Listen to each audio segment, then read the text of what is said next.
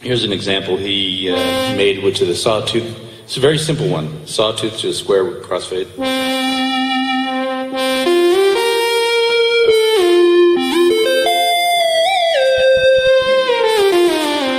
And actually, I found this was a good one to show you in advance. We're modeling different things. We have different types of oscillators. We have different filters. And also in the VCA, we're modeling a couple of VCA responses. There's a linear, exponential, and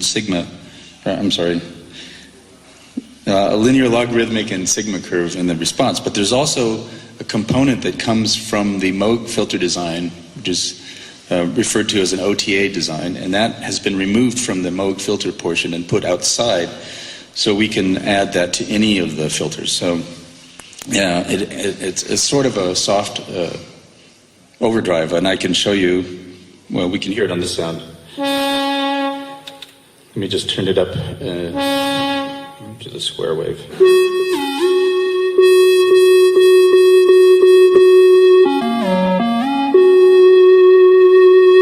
So from a plane to a,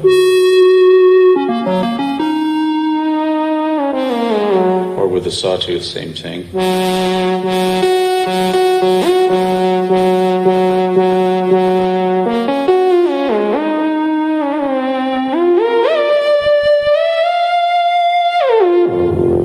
So we use this, it's called the boost parameter, but we will use that if we want to go after a more analog sound. Usually a setting around 50 to 70 is a good setting for that, to add to some color. Let's now look at some of the more specific things in here. What time did I start? About 5 minutes ago? 10. 10 minutes ago, okay. 20 minutes left. I've been showing, I'll go through what I've been showing at the NAMM shows, which starts out with a multi-mode oscillator, mode. And this is an oscillator provides your garden variety of wave shapes, normals. And here I'm using the model filter, the solid state music filter. And this is a 24 dB filter that does not have gain compensation in it as you turn up the resonance. Anyway, this is from one of the Prophet 5 patches that I did so long ago. Can't believe.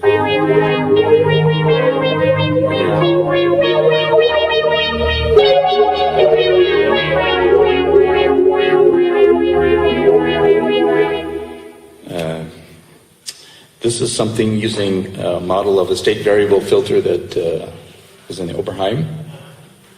And also this shows the separate glide amounts for each of the 4 oscillators. So.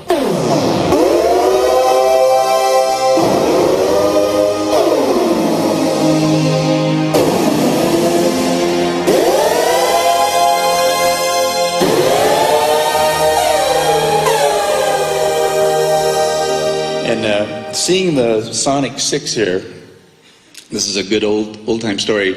When I first started with Moog Music, they had the Sonic 6, and I loved the fact that you could put the glide on just one of the oscillators. So as you play to the keyboard, you know, the one pitch goes right there, and the other one kind of follows lazily behind it, right? So you have this kind of someone falling after the other. Well, I haven't been able to really realize that until now, so that we have this separate controlling glide for each of the oscillators. Of course, they're all gliding, and it's hard to tell that, but there's this very subtle.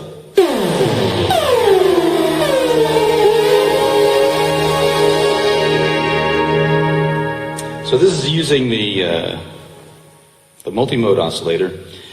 There's several filter modules. There's a solid-state music, as I mentioned. There's a ladder or Moog type.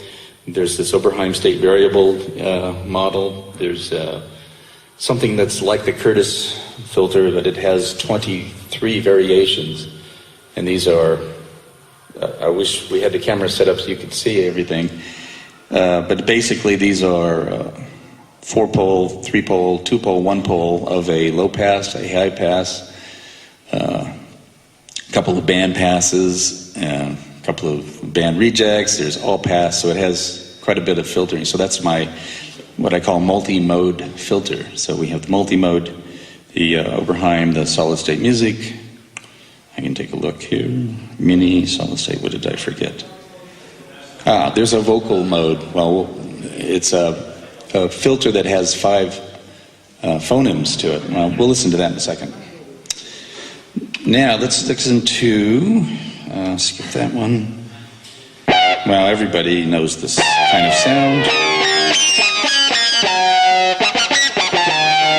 And this is a very simple patch, but I might mention we could also synchronize, this is a hard sync sound, but we can synchronize each of the 4 oscillators to one to the next, to the next, to the next, for whatever reason. It's a very open system. It's very much like a modular system. And in fact, I was giving a discussion about this last May to a group similar to this who were analog modular fanatics.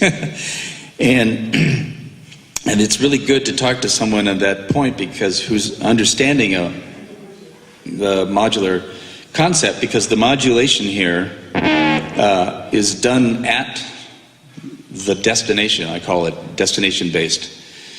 So in other words, imagine I have 4 oscillators. So you have 4 oscillators with 4 modulation inputs. And imagine that each of those inputs has a 3-way switch. So we can modulate each oscillator from 4 different paths, and the choices for those position switches would be linear frequency modulation, exponential frequency modulation, or wave shape. And that's just the way the oscillator section is set up. And then for the filter, we have something similar.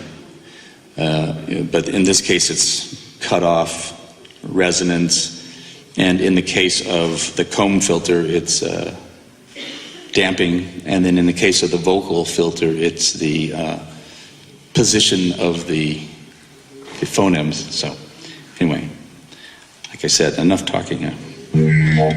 Let's find a Waldorf table sweep.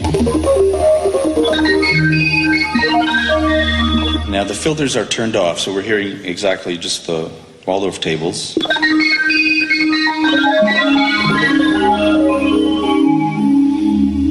And this algorithm, we do not smooth the transitions. It's an abrupt transition because we wanted to do the older PPG style approach on that. And Waldorf has been very kind to allow me to use their original tables.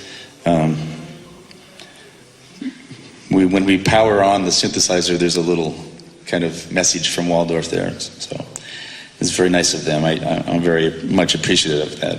So we have the first 64 tables from the old, I guess it's microwave.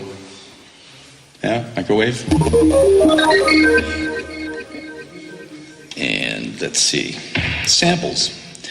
Okay, the oscillator types are the multi-mode type, the Waldorf table, wave table. The Prophet 5 has a Curtis type, and what's unique about the Prophet 5 oscillator is that you can have, simultaneously all 3 wave shapes on, because the Prophet 5, as you can see over there, switches them on or off. Well, in the multi-mode, you only are looking at one oscillator type, wave shape type, but with this one, you can have all 3 at the same time. You have a sample playback or wave. We have the Prophet VS files in here, and we also have some oscillators from the Mini Moog emulation that had been done at Creamer some time ago. So let's listen to the sample. And I've loaded a few things in here. I'm going to just go through and have some fun with a couple of things. And of course, we have the normal pitch transposition. But what's different here is that we're able to do, a couple of things. One of them is we can modulate at audio frequencies. So all of the code is running at a very high rate at 96 kilohertz, and you can do some strange things with samples modulating themselves. Here's the drum. Let's see what happens here. I haven't really